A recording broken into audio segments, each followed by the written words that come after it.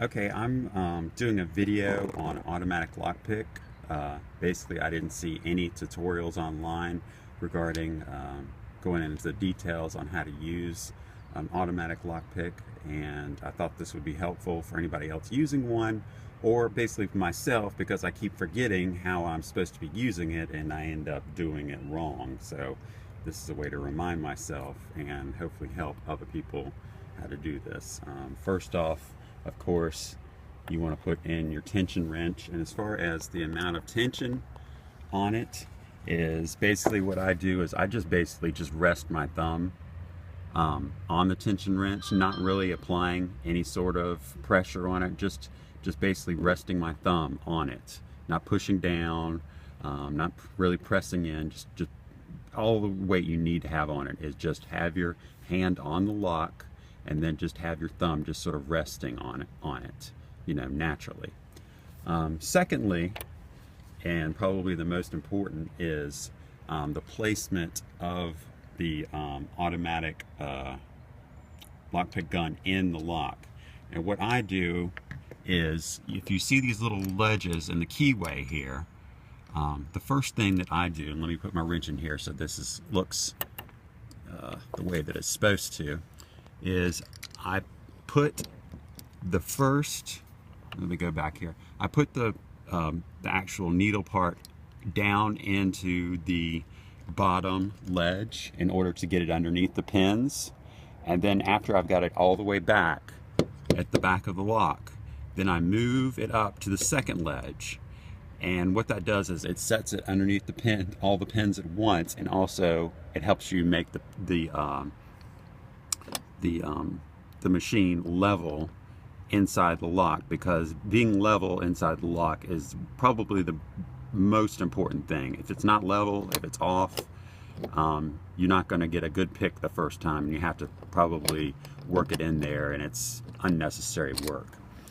The third most important thing is, once you have your you slide it in, then I move it up to the second level. I was down here, move it up to the second, is a very loose grip on the actual machine. And I'll show this with my other hand. Is you probably want to have just 3 fingers underneath and then your thumb on top, because it's a feedback loop. Once it starts moving, the back part of the machine needs to be able to reciprocate the movement in the front in order to kick those pins up in the back at the same time it hits the pins in the front. So I would say you just want an extremely loose grip on the machine when you're using it. Don't hold tight onto it. Don't try to control it. Just give it a basic, very loose grip, and then you know, putting this all together. So what I'm going to do is very light tension, just resting your thumb on the tension wrench. Move the pin part of the machine back on the bottom ledge. Then once it's all the way in the back of the lock, move it up to the top ledge. Very loose grip on the machine. Then like that. It's just that easy. If you're sitting there and you're buzzing away on it and it's not doing anything, what you want to do is push the tension wrench back so it resets the pins so they drop again. Then you move it back to where you need it to be. Just minimal light pressure, just resting your thumb on the tension wrench. Put your machine down the second ledge, move it up to the top, you know, all the way back, move it up to the top, loose grip, and then it should just like that. It's very easy if you use the proper technique. This is the technique that works for me. There might be other ones, but this is the one I found that works the best with this particular lock picking machine. So don't go buzzing on for like 5 or 10 minutes. If it does that, it's not going to work. It's not ever going to work. It's all about the technique with this machine. So I hope this helped you.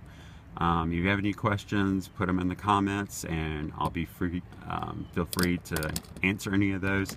But it's very easy to use this machine if you just use the proper technique. Thanks a lot.